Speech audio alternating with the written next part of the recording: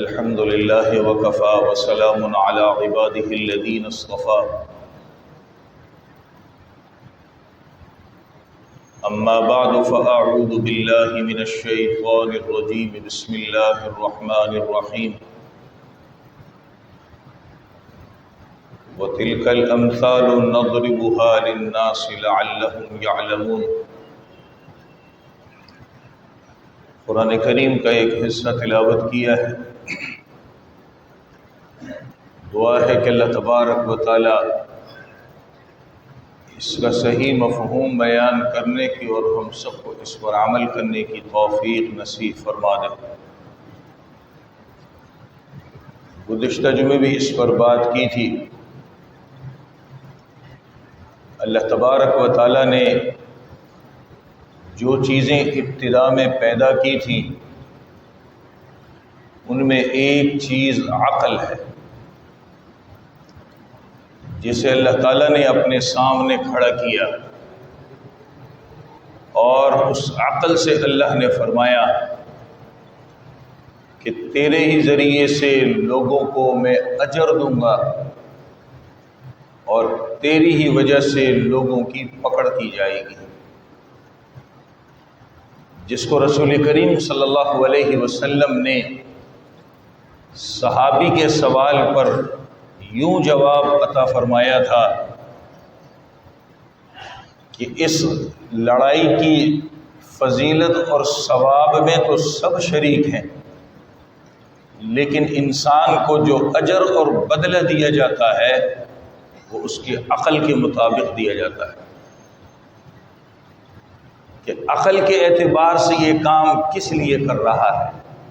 اللہ کے لیے کر رہا ہے، لوگوں کو دکھانے کے لیے کر رہا ہے، شہرت کے لیے کر رہا ہے۔ اللہ تبارک و تعالی نے انسان کو جتنی نعمتیں عطا کی ہیں، ان نعمتوں کے اندر سب سے بہترین چیز عقل ہے۔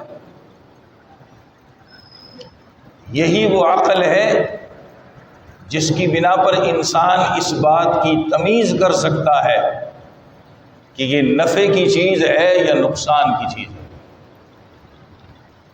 اس کے اندر خوبصورتی ہے یا بدصورتی ہے۔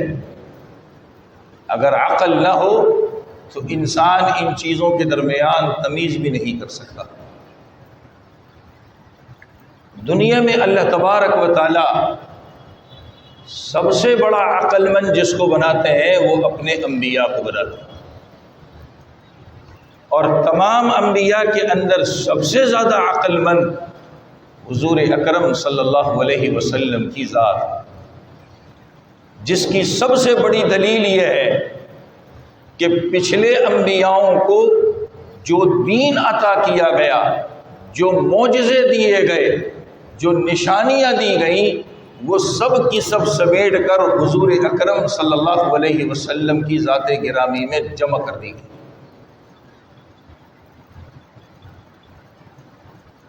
انبیاء دنیا کے اندر آتے ہیں تو انبیاء دنیا میں آنے کے بعد دنیا میں ایجادات نہیں کرتے جیسے سائنسی ایجادات ہوتی ہیں۔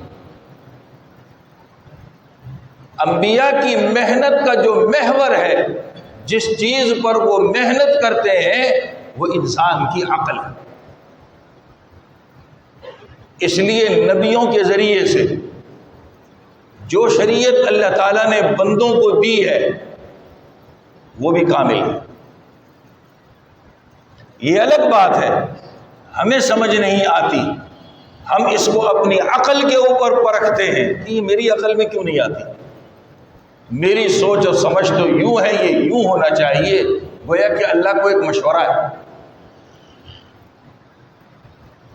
انبیاء کامل عقل والے، اور سارے انبیاؤں کے اندر سب سے بڑھیا عقل کے مالک حضور اکرم صلی اللہ علیہ وسلم کی ذات۔ انبیاء کو جو دین دیا اللہ نے یہ بھی کامل ہے، اور ان کے ذریعے سے احکامات شریعت دی ہے یہ بھی کامل ہے۔ ہماری عقل کی رسائی وہاں تک نہیں ہوتی، وہ بات الگ ہے۔ ہماری عقل وہاں تک نہیں پہنچتی، وہ بات الگ ہے، لیکن دین کا، شریعت کا کوئی حکم جو ہے وہ ہماری عقل کے خلاف نہیں۔ ہمارا کام کیا ہے؟ اللہ رسول کی اطاعت کرنا ایمان کے ساتھ، بغیر ایمان کے کوئی چیز قابل قبول نہیں ہے۔ اللہ رسول کی ایمان کے ساتھ اطاعت کرنا، اور جو وہ دے رہے ہیں اس پر عمل کرنا شروع کر دیتے، چاہے ہماری عقل میں سمجھ میں آئے یا نہ آئے۔ ہم نے عقل پر اس کو نہیں پرکھنا۔ جب انسان عقل پر پرکھنے لگ جاتا ہے بس یہیں سے اس کا زوال شروع ہو جاتا ہے، پھر چھوڑ بیٹھتا ہے۔ یہ تو اللہ جانتے ہیں کہ اللہ تعالیٰ نے اس کے اندر حکمت کیا رکھی ہے۔ ہم نے اپنی عقل کی بنیاد پر دین کے بہت سارے احکامات کے اندر نکتہ چینی شروع کر دی۔ قربانی کی مثال لے لیں، کیا یہ بے زبان جانور کے اوپر چھری پھیری جا رہی ہے، خون بہایا جا رہا ہے، اس کا کیا قصور ہے؟ بھائی اللہ کا حکم ہے، اللہ کو پسند ہے، اس نے حکم دیا ہے۔ عورت کے پردے کا مسئلہ لے لو، جی کیا اس کو گھر میں چھپا کے رکھا ہے، قید کر کے رکھ دیا ہے، آزادی نہیں ہے، اب نعرے بھی لگ رہے ہیں، احتجاج بھی ہو رہے ہیں، تو کیا اللہ کو پتہ نہیں تھا؟ حضور اکرم صلی اللہ علیہ وسلم کو اس بات کا علم نہیں تھا، تو آپ نے حکم کیوں دیا؟ اور بہت ساری دین کی ایسی چیزیں ہیں جہاں انسان کی عقل پہنچ نہیں سکتی، لیکن نبی نے کر کے بتلایا ہے، امت کو سکھلایا ہے۔ امت کا کام ہے اس کی اطاعت کرنا، اور جس نے یہ چیز دی ہے وہ کامل عقل والے ہیں، ان کی عقل کمزور نہیں ہے، ان کی عقل جو ہے وہ کمزور نہیں ہے، کامل عقل والے ہیں، اور جس اللہ نے دیا ہے انہوں نے بھی کامل چیز دی ہے۔ ہمارا کام ہے اس کی اطاعت کرنا، اس پر عمل کرنا۔ اللہ تعالیٰ نے اپنے بندوں کو بندگی کے لیے پیدا کیا تو لفظ بھی ایسا استعمال کیا جیسے ہم اللہ کے غلام ہیں۔ ایک نوکر کا کام کیا ہوتا ہے؟ مالک کی اطاعت کرنا، چاہے وہ حکم اسے سمجھ میں آئے کہ نہ آئے۔ ہمارا کام بھی یہی، عقل نہیں لڑانی۔ جہاں عقل لڑانا شروع کر دی وہاں دین کے بہت سارے احکامات ہم سے رہ جائیں گے۔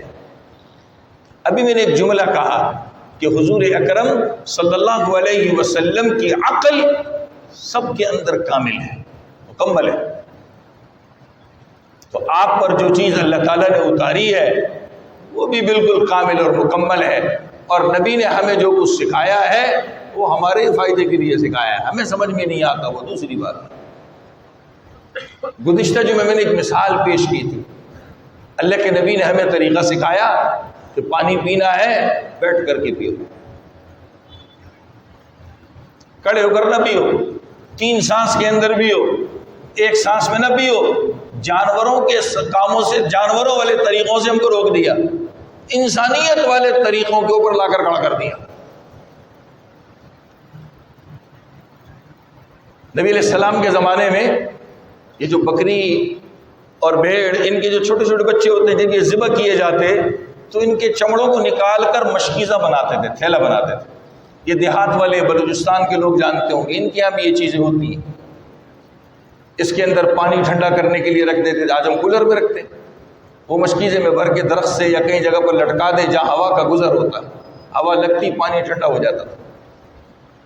گھی بھرتے تھے اور ضرورت کی ایسی چیزیں مشکیزوں میں بھرا کرتے تھے۔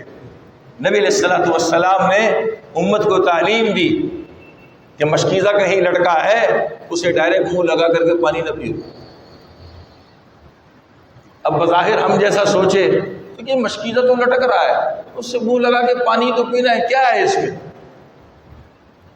ہماری عقل ہمیں یوں سکھاتی ہے، لیکن اللہ کے نبی کی بات میں حکمت بھری ہوئی، وہ ہمیں سمجھ نہیں آتی۔ مسند احمد کے اندر ایک واقعہ لکھا ہے کہ ایک آدمی نے اسی طرح مشکیزے سے منہ لگا کے پانی پی لیا، وہ پانی بھرتے ہوئے اندر چھوٹا سا سانپ چلا گیا، وہ اس کے پیٹ میں چلا گیا۔ ہمیں سمجھ نہیں آتا، لیکن اللہ کے نبی نے ہمیں جو جو چیزیں سکھائی ہیں ہم پر بڑی مہربانی کی ہے، شفقت کا معاملہ کیا ہے، اور بہت سی چھوٹی چھوٹی چیزیں سکھائی ہیں جو ہماری سمجھ سے بالا تر ہے۔ نبی نے ہمیں سکھایا رات کو سو تو روشنی کو بند کر دو۔ ہمیں یہ بات سمجھ نہیں آتی، لیکن آج میڈیا کے اوپر یہ بات گردش کر رہی ہے کہ جی بڑے بڑے ڈاکٹر کہتے ہیں عصر کے بعد سے لے کر آگے مغرب کے بعد سے لے کے انسان کی آنکھوں کو روشنی کم سے کم ملنی چاہیے تو رات کو سکون کی نیند آتی ہے۔ اگرچہ ہم دیر سے سوتے ہیں، لیکن کیا لکھا انہوں نے کہ مغرب کے بعد سے عصر کے بعد سے انسان کی آنکھوں کو روشنی کم سے کم ملنی چاہیے تو رات کو نیند اچھی اور سکون کی آتی ہے۔ یہ بات ہمیں سمجھ میں آتی ہے، لیکن نبی 1400 سال پہلے فرما گئے کہ رات کو سوتے وقت روشنی نہیں ہونی چاہیے، یہ بات سمجھ میں نہیں آتی۔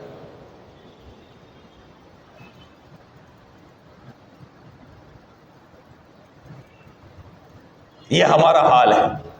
نبی علیہ الصلوۃ والسلام نے فرمایا جب رات کو گھر کا دروازہ بند کرو اللہ کا نام لے کر دروازہ بند کرو، کوئی تکلیف دینے والا تمہیں تکلیف نہیں دے سکتا، چاہے وہ جنات شیطان ہو یا انسان ہو۔ چھوٹی چھوٹی چیزیں ہم کو سکھائی ہیں، بظاہر اسے ہم اپنی عقل پہ جب لیتے ہیں تو ہماری عقل کے اعتبار سے ہمیں کہتے جانے دو، لیکن اس میں ہمارے فائدے ہیں، بڑے فائدے ہیں اس کے اندر، ہم سمجھ نہیں پاتے۔ اور آپ کی عقل تو بڑی کامل تھی، آپ نے اپنی عقل کے ساتھ اور اللہ کے حکم کے ساتھ جو چیزیں ہمیں دی ہیں وہ کامل اور مکمل دی ہے، ہمیں سمجھ میں نہیں آتا وہ دوسری بات۔ آپ کی عقل کامل کیسے تھی؟ ہندوستان کے ایک عالم نے اپنی کتاب میں قصہ لکھا ہے اللہ کے نبی کا، کہنے لگے ایک صاحب نے آ کر اللہ کے نبی سے شکایت کی، عقل کی بات دیکھی، عقل کی، اور کہا کہ میرا پڑوسی جو ہے مجھے بہت تنگ کرتا ہے، ستاتا ہے، یہ کرتا ہے، یہ کرتا ہے، یہ کرتا ہے، یہ کرتا ہے، ستاتا ہے مجھے، میں اس سے بہت پریشان ہوں۔ نبی علیہ الصلوۃ والسلام نے فرمایا تم کچھ نہ کرو، ایک کام کرو۔ فرمایا رسول اللہ کیا کروں؟ کہا گھر کا سامان نکالو اور گلی میں لا کے ڈال دو، گھر کا سامان نکالو اور گلی میں لا کر ڈال دو اور وہاں بیٹھ جاؤ، جو گزرنے والا تم سے پوچھے کیا معاملہ ہے کہ گھر کا سامان نکال کے گلی میں بیٹھ گئے تو اسے بتا دو کہ میرا پڑوسی میرے ساتھ ایسا کرتا ہے۔ حکمت دیکھیں کیسی ہے، انہوں نے ایسے ہی کیا، سامان لیا گلی میں ڈال دیا، جو گزرنے والا گزرے پوچھے خیریت ہے کہ سامان گھر سے نکال کر باہر بیٹھے ہو، کہا میرا پڑوسی ایسا ہے، کہا اس کا ستیہ ناس ہو، میں اپنے الفاظ سے بتا رہا ہوں، یہ ہو وہ ہو۔ دوسرا گزرے وہ پوچھے وہ پھر بتا دے، وہ پھر پڑوسی کو برا بلا کہے۔ اب گزرنے والے گزر رہے اس سے پوچھ رہے ہیں، وہ پڑوسی کے متعلق بتا رہا ہے کہ میرا پڑوسی ایسا ہے۔ تھوڑی دیر گزری، اس نے آ کے معافی مانگی، مجھے معاف کر دے، مجھ سے غلطی ہو گئی۔ ظاہر ہے جو اس کو کوستا جا رہا ہوگا تو اس کو بھی تو کچھ کہہ رہا ہوگا کہ یہ ہو کیا رہا ہے۔ ہم لوگ بھی ایسے معاملات سے گزرتے ہیں، لیکن اب ہم کیا کرتے ہیں، حکمت اختیار نہیں کرتے، جذبات پہ آ جاتے ہیں۔ وہ جذبات ہمارے اندر غصہ لے آتا ہے اور نوبت ہماری لڑائی تک، گالم گلوچ تک پہنچ جاتی ہے۔ اس لیے ہم اپنے دشمن بہت بنا لیتے ہیں، دوست ہمارے کم ہوتے ہیں۔ چھوٹی چھوٹی باتوں پہ دشمن بہت سارے بنا لیتے ہیں۔ اور عجیب بات ہے، آج بات کہنے والا اور بات سننے والا دونوں ایک دوسرے کو برے لگتے ہیں۔ کہنے والے کو برا اس لیے لگتا ہے کہ میری سوچ کے مطابق جواب کیوں نہیں دیا، اور سننے والے کو برا اس لیے لگتا ہے میں نے اس کو بتا دیا، یہ پھر بھی اس کے خلاف سوچ رہا ہے، منہ بنا رہا ہے۔ یہ ہمارا حال ہو گیا ہے۔ آج ایک استاد ایک شاگرد کو لے لیں، ایک بڑے ایک چھوٹے کو لے لیں، ماں باپ اولاد کو لے لیں، یہ جیسے تعلقات ہیں ہمارے اندر یہ باتیں بہت ہیں. جب ہم اپنی عقل پر جب جائیں گے تو پھر لڑائیاں ہوتی ہیں. اپنی عقل کو چھوڑ دیں, یہ نہ سمجھے کہ میری عقل کامل ہے, اور ہمارے منہ سے نکلی ہوئی بات ہماری سوچ کبھی پوری ہو جائے تو اپنے آپ کو تسلی دینی چاہیے, کھوٹا سکہ کام آ گیا. ہم تو ابھی بات کہتے نہیں ہے, دل کے اندر کہتے ہیں مجھ سے بڑا تو کامل کوئی نہیں ہے بھائی, اور مجھ سے بڑا فلسفی افلاطون کوئی نہیں ہے. اب وہاں ابھی بات پوری ہوتی نہیں, سامنے سے مخالفت آنا شروع ہوتی ہے, اب ہمیں غصہ آتا ہے. نبی علیہ السلام نے حکمت کیسی اختیار کی؟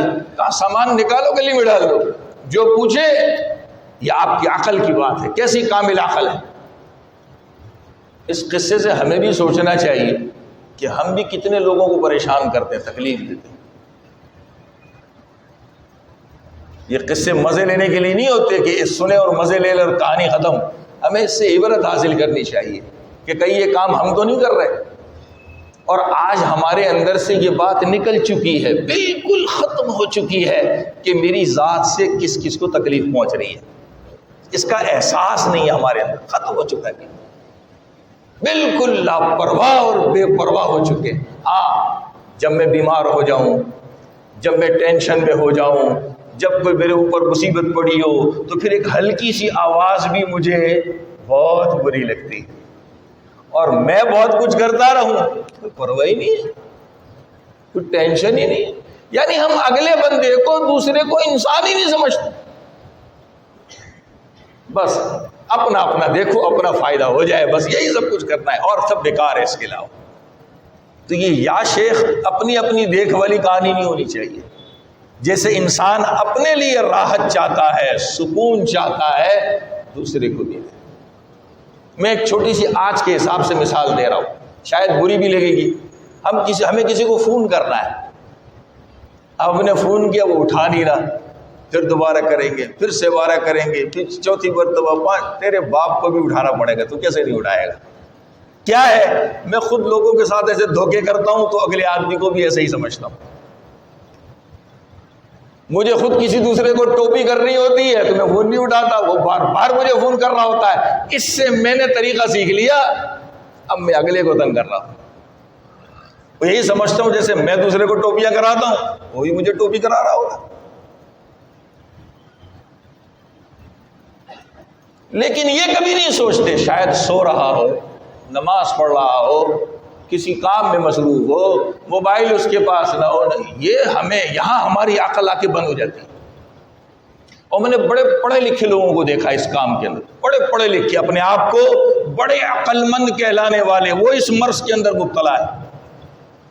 او بھائی, اللہ نے دوسری سہولت نہیں دی, فون نہیں اٹھا رہا, میسج چھوڑ دو, مجھے آپ سے یہ کام ہے, مجھے آپ سے یہ ہے, آپ مجھے کال کر لیں یا ٹائم بتا دیں, میں آپ کو کال کروں. نہیں, یہ ہم نے نہیں سیکھا.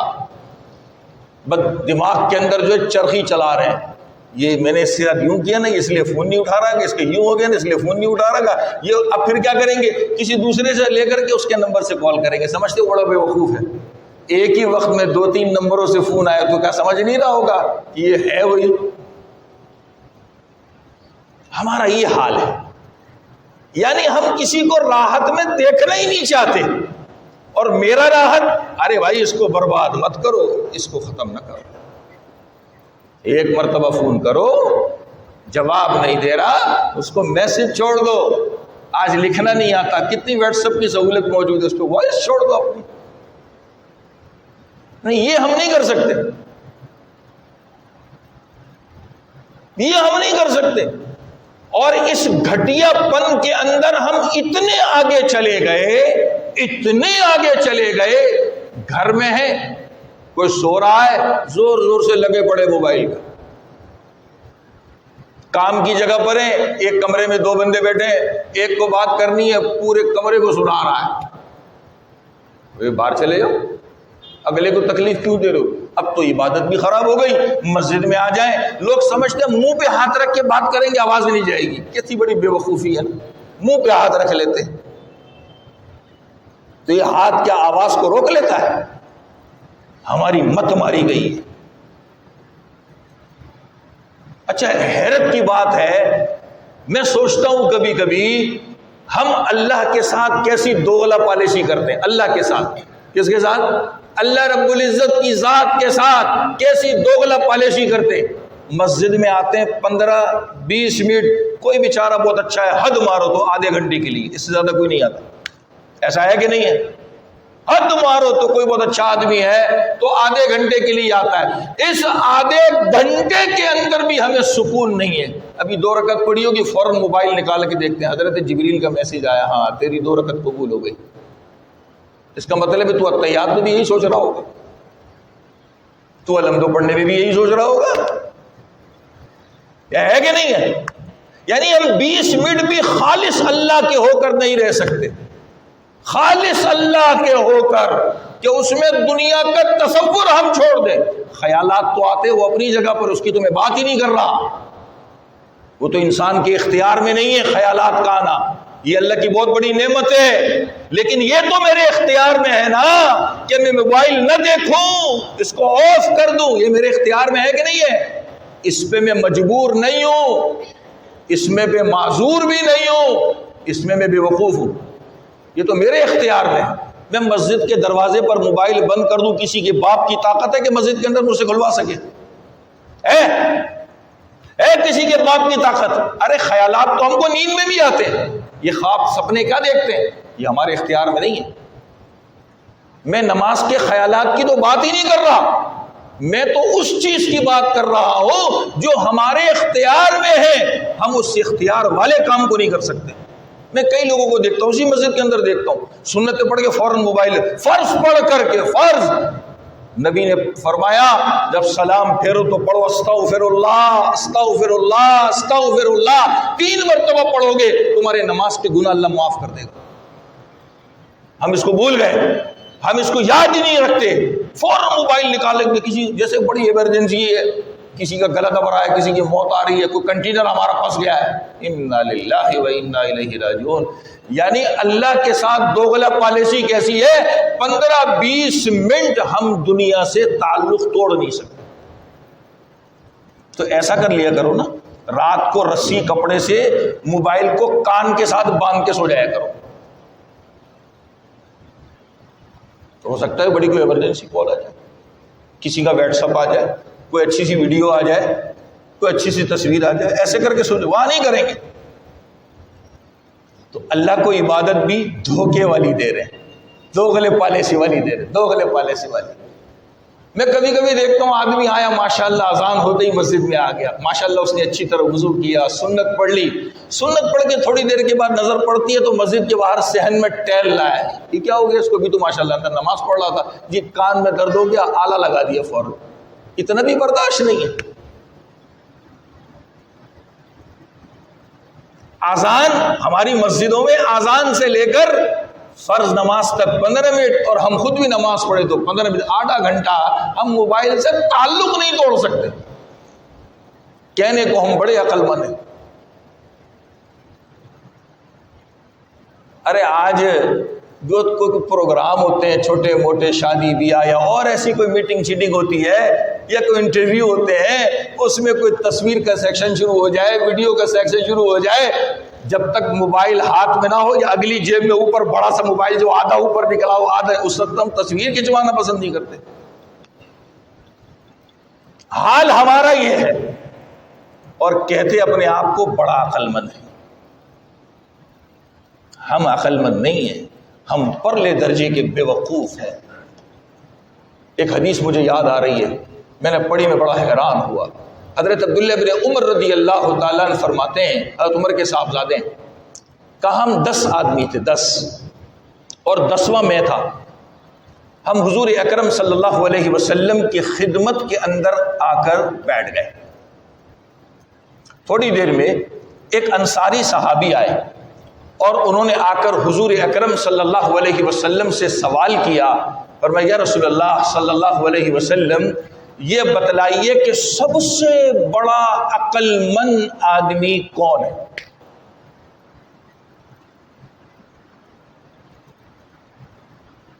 اکیس الناس و احزم الناس, یہ حدیث کے الفاظ ہیں. سب سے بڑا عقل مند آدمی کون ہے؟ عبداللہ بن عمر رضی اللہ تعالیٰ عنہ فرماتے ہیں سرور کائنات صلی اللہ علیہ وسلم نے فرمایا کہ سب سے بڑا عقل مند آدمی وہ ہے جو مرنے سے پہلے موت کی تیاری کرے۔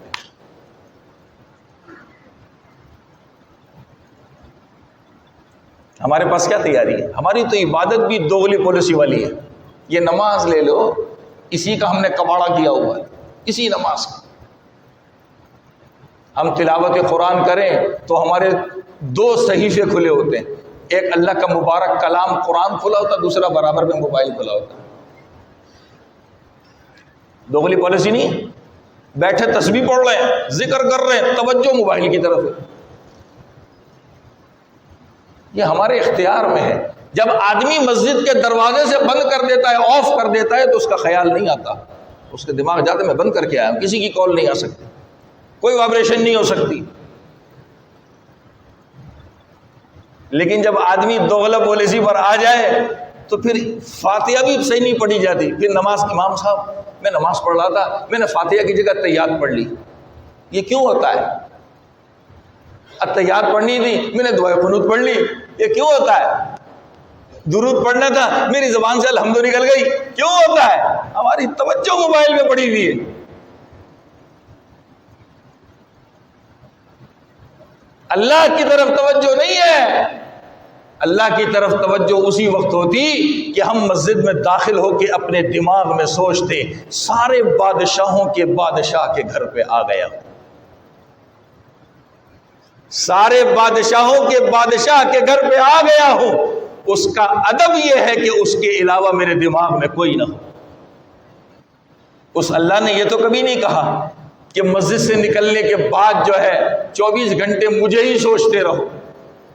اس نے یہ تو کہا ہے دل میں بسا لو، یہ نہیں کہا 24 گھنٹے مجھے ہی سوچتے رہو، کام بھی کرو، اپنے کام بھی کرو، ضروریات بھی پوری کرو، لیکن نماز کس کی ہو؟ اللہ کی۔ کیوں؟ اللہ نے قرآن میں خود کہا یہ نماز میری یاد ہے، تو ہم اللہ کی یاد میں دنیا کی یاد داخل کر رہے ہیں، خوش بہت ہیں، نماز پڑھ کے آ گئے، 5 وقت کا نمازی ہوں۔ ابھی چند دن پہلے مجھے ایک جنازے میں جانے کا اتفاق ہوا، تو میت کے ورثاء میں سے ایسی ملاقات کی، تعزیت آدمی کرتا ہے، تو مجھ سے کہنے لگے بس اتنا میں جانتا ہوں کہ یہ جو فلاں تھے ہمارے بڑے نمازی تھے۔ کبھی آئینہ دیکھنا چاہیے کہ ہم نمازی کیسے ہیں، صرف مسجد میں آ کے اٹھک بیٹھک کر کے جاتے ہیں یا صحیح سے نماز بھی پڑھتے ہیں کہ نہیں پڑھتے؟ اس پہ ہم خوش ہیں کہ نمازی تھے، باقی کیا کر رہے ہیں کچھ نہیں پتا، کس کے حقوق مار رہے ہیں، کس کی ڈنڈیاں مار رہے ہیں، کس پر ظلم، کچھ بھی نہیں، یہ اس کی مت پوچھو، نمازی تھے۔ میں جملہ سن کر بڑا چونک گیا۔ میں نے حدیث پڑھی تھی، وہ یہ تو تھی، نبی نے فرمایا جو مسجد آئے، جس کا مسجد آنا جانا لگا رہے، اس کے ایمان کی گواہی دو کہ مسلمان ہے۔ یہ تو میں نے حدیث پڑھی تھی۔ جب یہ جملہ سنا تو میں چونک گیا کہ بندہ کیا کہہ رہا ہے، ہمیں کیا پتا ہم کیسی نماز پڑھتے ہیں۔ ہر آدمی اپنے بارے میں خود جانتا ہے، لیکن دوسرے کے بارے میں ہم کچھ نہیں کہہ سکتے۔ اور ہماری نماز کا حال یہ جو میں نے نقشہ کھینچا، برا مت ماننا، ہم نے اللہ کی اس عبادت کو لپیٹ دیا ہے۔ میک اپ کرنے جا رہے ہیں مگر میک اپ ہو نہیں پا رہا ہم سے۔ خدا کے واسطے 15-20 منٹ کے لیے، آدھے گھنٹے کے لیے اللہ سے تعلق جوڑ لیا کرے، دنیا سے تعلق ختم کر لیا کرے۔ خدا کی قسم اس کا بہت فائدہ ہوگا۔ میں اس کی ایک مثال دیتا ہوں، انشاءاللہ بات سمجھ آئے گی۔ اللہ تعالیٰ نے 4 قسم کی مخلوقات پیدا کی۔ ایک فرشتے۔ فرشتے کیسے ہیں؟ ان کے اندر عقل ہے مگر ان کے اندر خواہش نہیں، کھا لوں پی لوں سو لوں، خواہش نہیں۔ اس کے مقابلے میں جانور پیدا کیے، ان کے اندر خواہش ہے، عقل نہیں۔ ان 2 کے مقابلے میں اللہ نے 2 پیدا کیے، انسان اور جنات۔ ان کے اندر اللہ نے عقل بھی رکھی ہے اور خواہش بھی رکھی ہے۔ فرشتہ اللہ نے پیدا کیا، کسی کو سجدے میں لگایا، قیامت تک سجدے میں پڑا رہے گا۔ کسی کو رکوع میں لگایا، قیامت تک رکوع میں پڑا رہے گا۔ کسی کو کھڑا کر دیا، اپنے سامنے کھڑا ہی رہے گا۔ جس پہ اللہ نے اس کو لگا دیا اسی پہ رہے گا. اس میں عقل ہے کہ اللہ نے حکم دیا ہے کرنا ہے، لیکن خواہش نہیں. لیکن انسان میں اللہ نے عقل بھی رکھی، خواہش بھی رکھی. ایک کتاب کے اندر میں نے جملہ پڑھا تھا، کہا اے انسان اگر تو ایک سجدہ اپنی عقل کو سامنے رکھتے ہوئے صحیح طور پہ کر لے تو تیرا ایک سجدہ حضرت جبریل کے ہزاروں سجدے سے بہتر ہے.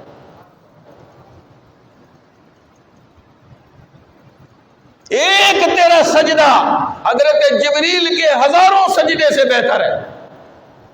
ہم تو مسجد آ رہے ہیں اللہ کے ساتھ دوغلا پالیسی کھیل رہے ہیں، ہماری عقل ہی ختم ہو گئی. حضور اکرم صلی اللہ علیہ وسلم نے فرمایا اللہ تعالیٰ نے انسانوں کو نعمتیں دی، اس میں سب سے بہترین نعمت عقل کی دی. اس پر بزرگوں کا ایک قول لکھا ہے، اللہ کرے مجھ سمیت ہر ایک کے دل کے اندر اتر جائے.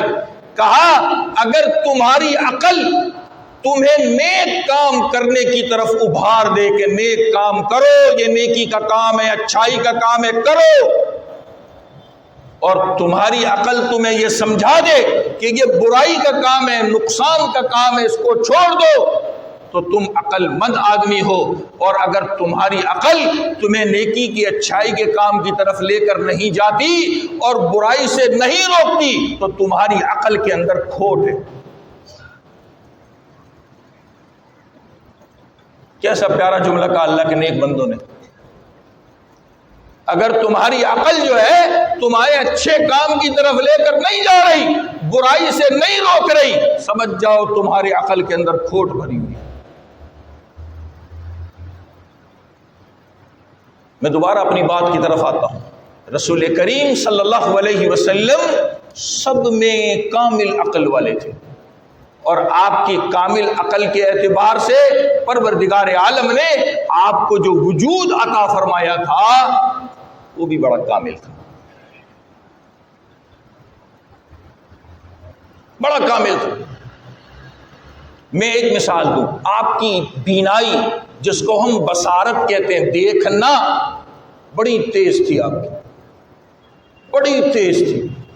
خود ایک موقع پر رسول کریم صلی اللہ علیہ وسلم نے صحابہ سے فرمایا کہ جب تم نماز کے لیے صفوں میں کھڑے ہوا کرو تو بالکل سیدھے رہا کرو، صفیں بالکل سیدھی رکھا کرو، اپنے جسم کے اعضاء کو بالکل ٹھیک رکھا کرو. اور دوسری حدیث میں اس کی مثالیں موجود ہیں. کسی صحابی کو فرماتے بھائی تیرا سینہ آگے نکلا ہوا ہے، اس کو پیچھے کر. کوئی پیچھے ہوتا اس کو کہتے آگے ہو جا، پھر آپ نماز پڑھاتے. اس زمانے میں ایسی لکیریں لگی ہوئی نہیں تھی جیسے آج ہماری مسجدوں میں ماشاءاللہ سہولت کے لیے لگی ہوئی. مسجد نبی میں ایسا نہیں تھا. پھر فرمایا کہ یاد رکھو میں پیچھے سے بھی دیکھتا ہوں، مجھے پیچھے سے بھی نظر آتا ہے. یہ آپ کی بینائی کی بات ہے، مجھے پیچھے سے بھی نظر آتا ہے، اس لیے نماز کی صفوں میں بالکل سیدھے رہا کرو. اب ہم اپنا حال دیکھ لیں. میں جہاں آیا بیٹھ گیا، بس یہ جگہ میرے لیے الاٹ ہو گئی ہے، صفیں خود بخود سیدھی ہو جائیں گے، لوگ یہاں تک پہنچ جائیں گے. ایسا نہیں، ہمارے یہاں اہتمام ہونا چاہیے. ہر آدمی خود آگے بڑھنے کے چکر میں ہو کہ میں اگلی صفوں میں پہنچوں، زیادہ برکتیں ملے، زیادہ ثواب ملے. ہم لوگ پیچھے ہٹتے. میں یہ جمعے کی بات کہہ دوں، 2 جمعے پہلے میں اذان سے پہلے مسجد آیا. میں نے دیکھا 2 بڑے بزرگ جو ہیں، یہ مسجد کے باہر جو چھپڑا لگا ہوا ہے، ابھی اذان نہیں ہوئی اس سے پہلے صفیں بچھا کر کے وہاں بیٹھ رہے ہیں. مسجد اندر خالی ہے، سین خالی ہے، برآمدہ خالی، اوپر بھی جگہ خالی ہوگی. عقل مندی ہے نا ہماری. کیا ہے؟ ارے تیرے بھائی نے تو وہاں جگہ بنا لی ہے، بس یہاں سلام پھیرا اور یہاں چپل پہنی اور نکل لی. یہ عقل مندی ہمارے الفاظ ہوتے ہیں. یعنی اللہ کے گھر سے بھی ہم کو اتنی چڑ ہو گئی ہے اتنی رش میں کون جائے گا، سیڑھی چڑھنا پڑے گی، اتریں گے، لیکن یہ نہیں سوچتا کہ میرا ایک ایک قدم اللہ کے گھر میں چل رہا ہے، اللہ اس پر کتنی نیکیاں دیں گے، کتنے درجات بلند کریں گے، کتنے گناہ معاف کریں گے، یہاں میری عقل نہیں جاتی، بس فوراً سلام کرا اور تیرا بھائی وہاں سے نکلا۔